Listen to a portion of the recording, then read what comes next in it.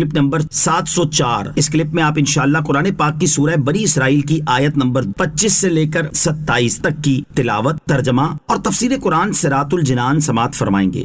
بسم اللہ الرحمن الرحیم۔ ترجمہ: اللہ کے نام سے شروع جو نہایت مہربان رحمت والا ہے۔ ربکم اعلم بما فی نفوسکم ان تکونوا صالحین فإنہ کان للأوابین غفورا۔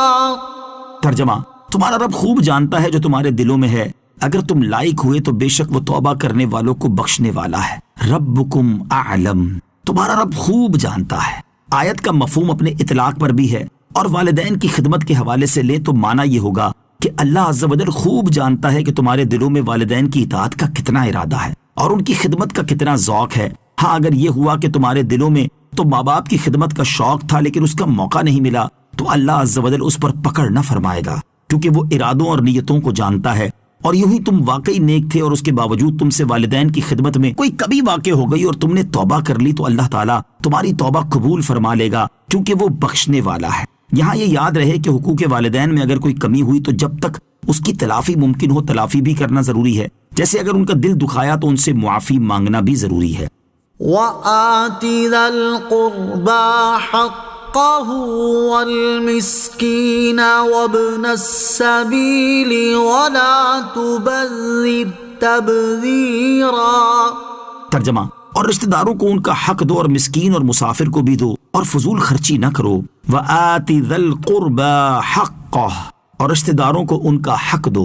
اس آیت میں والدین کے بعد دیگر لوگوں کے حقوق بیان کیے جا رہے ہیں، چنانچہ سب سے پہلے رشتہ داروں کا فرمایا کہ انہیں ان کا حق دو، یعنی ان کے ساتھ صلہ رحمی کرو، ان سے محبت سے پیش آؤ، ان سے میل جول رکھو اور ان کی خبر گیری کرتے رہو، اور ضرورت کے موقع پر ان کی مدد کرو اور ان کے ساتھ ہر جگہ حسن سلوک سے پیش آؤ۔ رشتہ داروں کا خرچ اٹھانے سے متعلق حکم شرعی یہ ہے کہ اگر رشتہ دار محارم میں سے ہوں اور محتاج ہو جائیں تو ان کا خرچ اٹھانا یہ بھی ان کا حق ہے، اور صاحب استطاعت رشتہ دار پر لازم و واجب ہے۔ یاد رہے کہ رشتہ داروں سے حسن سلوک کا قرآن پاک میں بکثرت حکم دیا گیا ہے، چنانچہ کم از کم 8 مقامات پر اللہ تعالیٰ نے رشتہ داروں سے حسن سلوک کا فرمایا ہے۔ اس سے معلوم ہوا کہ رشتہ داروں کے ساتھ حسن سلوک کرنے کی اسلام میں بڑی اہمیت ہے۔ نیز یہاں رشتہ داروں کے بعد مسکینوں اور مسافروں کا حق دینے کا فرمایا کہ ان کا حق دو۔ وَلَا تُبَذِّرْ تَبْذِيرًا، اور فضول خرچی نہ کرو، یعنی اپنا مال ناجائز کام میں خرچ نہ کرو۔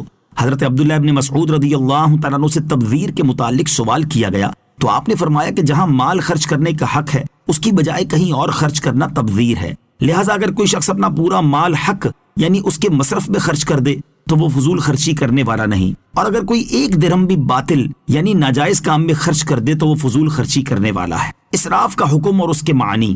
اسراف بلا شبہ ممنوع اور ناجائز ہے، اور علماء کرام نے اس کی مختلف تعریفات بیان کی ہیں۔ ان میں سے 11 تعریفات درج ذیل ہیں۔ نمبر 1، غیر حق میں صرف کرنا۔ نمبر 2، اللہ تعالیٰ کے حکم کی حد سے بڑھنا۔ نمبر 3، ایسی بات میں خرچ کرنا جو شرع مطہر یا مروت کے خلاف ہو، اول حرام ہے اور ثانی مکروہ تنزیہی۔ نمبر 4، طاعت الہی کے غیر میں صرف کرنا۔ نمبر 5، شرعی حاجت سے زیادہ استعمال کرنا۔ نمبر 6، غیر طاعت میں یا بلا حاجت خرچ کرنا۔ نمبر 7، دینے میں حق کی حد سے کمی یا زیادتی کرنا۔ نمبر 8، ذلیل غرض میں کثیر مال خرچ کر دینا۔ نمبر 9، حرام میں سے کچھ یا حلال کو اعتدال سے زیادہ کھانا۔ نمبر 10، لائق کو پسندیدہ بات میں لائق مقدار سے زیادہ صرف کر دینا۔ نمبر 11، بے فائدہ خرچ کرنا۔ اعلیٰ حضرت امام احمد رضا خان رحمۃ اللہ تعالی علیہ ان تعریفات کو ذکر کرنے اور ان کی تحقیق کو تفصیل بیان کرنے کے بعد فرماتے ہیں، ہمارے کلام کا ناظر خیال کر سکتا ہے کہ ان تمام تعریفات میں سب سے جامع و معنی و واضح تر تعریف اول ہے، اور کیوں نہ ہو کہ یہ اس عبداللہ کی تعریف ہے جسے رسول اللہ صلی اللہ تعالی علیہ وسلم علم کی گٹھڑی فرماتے، اور جو خلفائے اربعہ رضی اللہ تعالیٰ عنہم کے بعد تمام جہان سے علم میں زائد ہے، اور جو ابو حنیفہ جیسے امام الائمہ کا مورث علم ہے رضی اللہ تعالی عنہ وعنہم اجمعین۔ تبذیر اور اسراف میں فرق۔ اعلیٰ حضرت امام احمد رضا خان رحمۃ اللہ تعالی علیہ نے تبذیر اور اسراف میں فرق سے متعلق جو کلام ذکر فرمایا اس کا خلاصہ یہ ہے کہ تبذیر کے بارے میں علماء کرام کے 2 قول ہیں۔ نمبر 1، تبذیر اور اسراف دونوں کے معنی ناحق صرف کرنا ہے، یہی صحیح ہے کہ یہی قول حضرت عبداللہ بن مسعود اور حضرت عبداللہ بن عباس اور عام صحابہ کرام رضی اللہ تعالی عنہم کا ہے۔ نمبر 2، تبذیر اور اسراف میں فرق ہے۔ تبذیر خاص گناہوں میں مال برباد کرنے کا نام ہے۔ اس صورت میں اسراف تبذیر سے عام ہوگا کہ ناحق صرف کرنا عبث میں صرف کرنے کو بھی شامل ہے، اور عبث مطلقاً گناہ نہیں، تو چونکہ اسراف ناجائز ہے اس لیے یہ خرچ کرنا معصیت ہوگا، مگر جس میں خرچ کیا وہ خود معصیت نہ تھا۔ اور عبارت لا تعطی فی المعاصی کا ظاہر یہی ہے کہ وہ کام خود ہی معصیت ہو۔ خلاصہ یہ ہے کہ تبذیر کے مقصود اور حکم دونوں معصیت ہیں، اور اسراف کو صرف حکم میں معصیت لازم ہے۔ ان المبذرین کانوا اخوان الشیاطین وکان الشیطان لربہ کفورا۔